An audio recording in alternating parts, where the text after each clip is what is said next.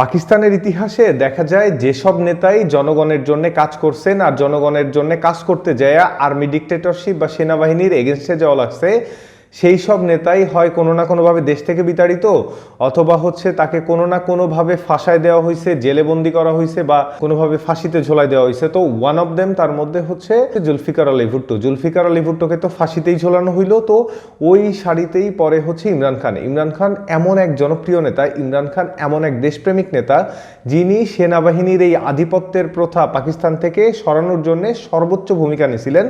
সেনাবাহিনী, তিনি জানতেন যে সেনাবাহিনীর এগেনস্টে গেলে তিনিও থাকতে পারবেন না, তার গভর্নমেন্টও থাকতে পারবে না। তারপরও তিনি এমন এক নেতা, জনগণের ভালোবাসার জন্য, জনগণের স্বার্থ রক্ষার্থে, জনগণের মঙ্গল চিন্তা করে তিনি সব প্রথা ভেঙে সেনাবাহিনীর এগেনস্টে গেছিলেন জনগণের মঙ্গলে কাজ করার জন্য। ফল কি হইল?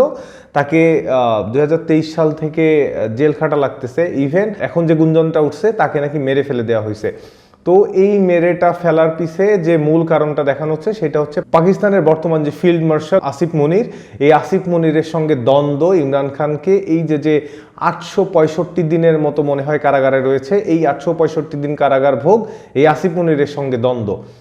তো এটাই গণমাধ্যমগুলো দাবি করছে। এই আসিফ মনির কিন্তু একটা সময় ইমরান খানের ফ্যান ছিল।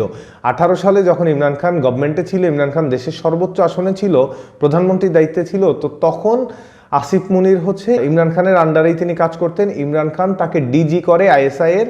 ওই আইএসআই ডিজি হওয়ার পর থেকেই ঝামেলাটা মূলত শুরু। ইমরান খানের স্ত্রীর বিরুদ্ধে দুর্নীতির বিভিন্ন ধরনের অভিযোগ আনা শুরু করছিল আসিফ মনির, এর বিরুদ্ধে ব্যবস্থাও নিতে চাচ্ছিল তিনি। তো তখন তাকে ইমরান খান সরাই দেয়, তাকে ডিজি আইএসআই থেকে সরাই দেওয়া হয়। ওইখান থেকেই আসিফ মনিরের মধ্যে একটা ক্ষোভ দানা বাঁধতে থাকে। ওর ফলশ্রুতিতে ইমরান খানকে ওই ক্ষোভের, আসিফ মনিরের ওই রোশানলের কারণেই ইমরান খান আজকে এই পরিণতি। ইমরান খান তিনি জানতেন, তিনি পাকিস্তানের এই যে দ্রব্যমূল্যের ঊর্ধ্বগতি, তারপর পাকিস্তানের যে ইন্টারনাল ম্যাটার, তারপর পাকিস্তানের এই যে সন্ত্রাসী এই যে একটা অ্যাক্টিভিটি আছে পাকিস্তানের মধ্যে, এইগুলার এগেনস্টে পুরাপুরি দেশের মানুষের স্বার্থে, দেশের জনগণের সুবিধার্থে ইমরান খান কাজ করছিলেন। এটাই আর্মি ডিক্টেটরশিপের এই যে আধিপত্য, এই আধিপত্যটা ভেঙে, তো যখন এটা ভাঙতে চেষ্টা করছেন তিনি, তো তখন সেনাবাহিনীর সঙ্গে তার মনোমালিন্যতা হয়, যার ফলে তাকে 2023 সালে কারাবরণ করতে হয়। ইমরান খানকে লাস্ট দেখা যায় 2024 সালের 16 জুলাই একটা টিভি ইন্টারভিউতে, যেখানে জেল থেকে প্রথম ইমরান খানের ছবি, মানে লাস্ট ওই মোমেন্টটার ছবি জনগণের কাছে আসে। ওর পর এই যে প্রায় 1.5 বছর চলে যাচ্ছে, প্রায় 1.5 বছর চলে যাচ্ছে, এর মধ্যে নাকি তার দলের নেতাকর্মী বা তার ফ্যামিলির লোকজনের কোর্টের অনুমতি নেওয়া পরেও তার সঙ্গে দেখা করতে দেওয়া হয় নাই। এদিকে পাকিস্তানের যে প্রতিরক্ষা মন্ত্রী আছেন খাজা আসিফ সাহেব, তিনি আবার একটা বয়ান দিয়েছেন। তিনি বয়ানটা দিয়েছেন এরকম যে ইমরান খান সুস্থ আছেন, ভালো আছেন, আপনারা যে মৃত্যুর সংবাদ প্রচার করছেন তো এটা পুরো ভুয়া। কিভাবে ভালো আছেন? ইমরান খানকে নাকি নরম গদিতে শোয়ানো হচ্ছে, নরম বিছানা দেওয়া হচ্ছে, তাকে এসি রুমে রাখা হচ্ছে, তাকে বাইরে থেকে খাবারও দেওয়া হচ্ছে, তার রুমে টিভি আছে। অথচ তার ইমরান খানের যে সমর্থকরা যখন দাবি করছেন এই যে ইমরান খানের মৃত্যুর সংবাদ আফগানিস্তান টাইমসের যখন ছাপা হইল, তারপরে তার সমর্থক হাজার পিটিআই সমর্থকরা জেলখানার ওইখানে গেছিল তার সঙ্গে দেখা করতে বা তার ব্যাপার জানার জন্য, কিন্তু তাদের কাউকে দেখা করতে দেয় না। ভয়াবহ ফ্যাক্ট ইমরান খানের 3 বোন দেখা করতে যায় ইমরান খানের সঙ্গে, তাদেরকেও মানে তাদের কাছে কিন্তু কোর্টের অর্ডার ছিল, তাদের কাছে কোর্টের অর্ডার থাকা পরেও তাদেরকে মেরে ধরে ওখান থেকে পাঠিয়ে দেওয়া হয়। ইভেন ইমরান খানের যে উকিলও অনেকদিন ধরে দাবি করে আসছিলেন যে আমরা যে ইমরান খানের সঙ্গে কথা বলি, ওই ইমরান খানের সঙ্গে, মানে এই যে লোকের সঙ্গে কথা বলি তার সঙ্গে ইমরান খানের বাস্তবের যে গলার স্বর তার কোনো মিল নাই। ইভেন তার যে বডি স্ট্রাকচার, যতটুক তাদের দেখতে দেওয়া হয়, ইমরান খানের সঙ্গে ফেস টু ফেস তাদের কথা বলতে নাকি দেওয়া হয় না, যতটুক দেখতে দেওয়া হয় তাতে তারা মনে করেন উনি আসলে ইমরান খান না।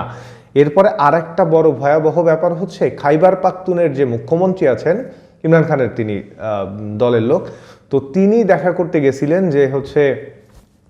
তিনি দেখা করতে গেছিলেন ইমরান খানের সঙ্গে, তো তাকেও মেরে ধরে জেলগেট থেকে বের করে দেওয়া হয়, তাকেও দেখা করতে দেওয়া হয়নি। ধরুন ইমরান খান এমন এক পপুলার নেতা পাকিস্তানের ইতিহাসে, যার দলের এই যে লাস্ট ইলেকশনটা হলো, এই ইলেকশনে তার দলের কোনো সিম্বল ছিল না, তার দলের নিবন্ধন ছিল না ইলেকশন কমিশনে।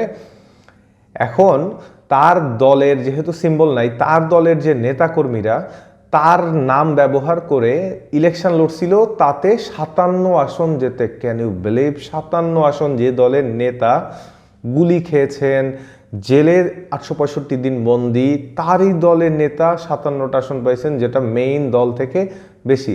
তার মানে তার পপুলারিটি একবার চিন্তা করে দেখেন। তো ইমরান খান, সত্যি কথা যেটা, ইমরান খানের পপুলারিটি পাকিস্তানে অনেক বেশি, অনেক বেশি, যেটা বিট করা কখনোই পসিবল না। এটা ঠিক, ইমরান খান যদি জেলের বাইরে থাকেন তাহলে বর্তমান প্রধানমন্ত্রী নওয়াজ শরীফ জানেন যে তার চেয়ার আর থাকবে না। ইমরান খানের মতো পপুলার নেতা, জনদরদি নেতা, জনগণের মঙ্গলার্থে যে নেতা কাজ করেন, সেই নেতাকে আসলে জেলে, ইমরান খান 2024 সালে টেলিগ্রাফকে একটা লিখা দিয়েছিলেন যে আসিফ মুনিরকে দিয়ে তিনি ভয় পাচ্ছেন, যে আসিফ মুনির তাকে জীবিত রাখতে চায় না, আসিফ মুনির তাকে মেরে ফেলে দিতে চায়, তার জীবনের অনেক বেশি রিস্ক। আমেরিকার প্রেসিডেন্ট ডোনাল্ড ট্রাম্প দায়িত্ব নেন, তো তখন পাকিস্তানের সাধারণ জনগণ এবং পিটিআই সমর্থকরা ধারণা করছিল ট্রাম্প যেহেতু এবার ক্ষমতায় এসেছেন, তাহলে হয়তো ইমরান খানের এবার মুক্তির একটা ব্যবস্থা হবে, তিনি হয়তো জেল থেকে ছাড়া পাবেন, কারণ অনেকটা লম্বা সময় হয়ে গেছে। কিন্তু পিটিআই সমর্থক তথা পাকিস্তানের জনগণ হতাশ হয়েছেন যখন তিনি দেখলেন যে ডোনাল্ড ট্রাম্প আসিফ মুনির এবং শাহবাজ শরীফের খুব ঘনিষ্ঠ হয়ে গেছেন। তো তখন মোটামুটি পিটিআই সমর্থকরা বা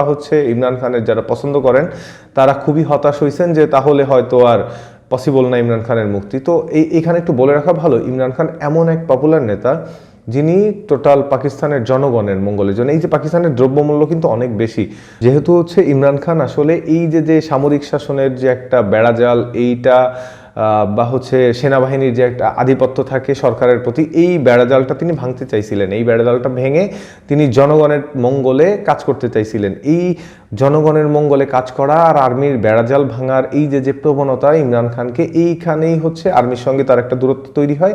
আর ইমরান খান পুরোপুরি সামরিক শাসনের এগেনস্টে দাঁড়ায় জনগণের পক্ষে কাজ করছিলেন। এই কাজ করাটাই তার জীবনে কাল হয়ে দাঁড়াইছে।